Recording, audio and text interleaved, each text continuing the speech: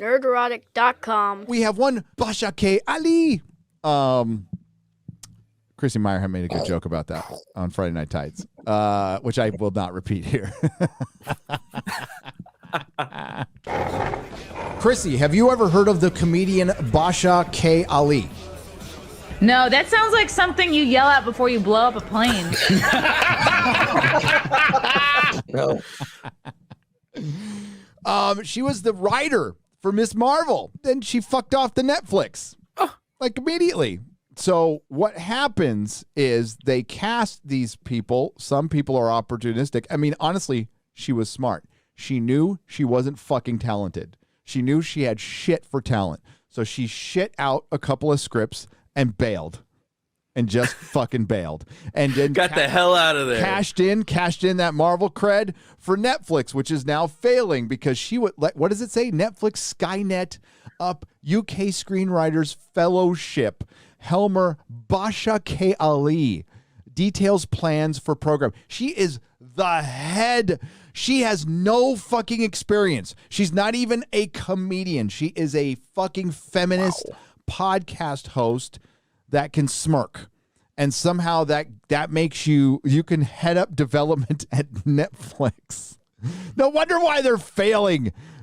Hey, I could smirk. Give me a job at Netflix. I can get in there. This is weird, but last week I actually had someone who formerly worked at Netflix in my chat during a live stream going off and kind of like, just talking about some inside stuff about what happens there. I don't think that they were down with the wokeness that seeped into the content. I mean, Elon Musk made a comment about it.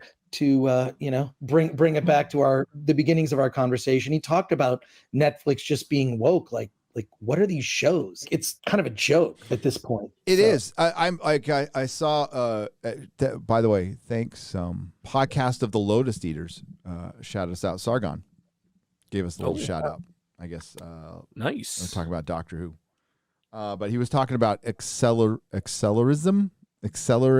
I think that was the word. Just accelerating everything. Like fuck it, let's do it. Let's go to the end. Let's go. Just get there. We're almost there. Let's do it.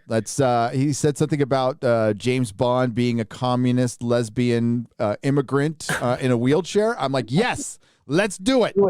Let's do it. Let's just fucking get it over with at this point. And I think we're at that point. It's accelerating to the end. They could make a lot of excuses for the last Marvel movies, right? Because these are new characters. We got Shang-Chi. Black Widow was in her first solo movie. The Eternals you never fucking heard of. Okay, you can excuse that, but we've got two heavy hitters coming out now. Thor, Doctor Strange. These movies should make $1 billion. They probably will. There's a very good chance they will, but I think there's a very good chance that they won't be very good. They will ride on name recognition only, and we'll see how far it goes. And the fact that you have to compete against yourself now, which is always a good philosophy, but it's not when you're that big of a business. Now, Disney is directly competing against the last hit, Spider-Man, right? Now, Sony is showing that they're Sony now. Like, outside of Spider-Man, they're oh, God. You got lucky with Spider-Man.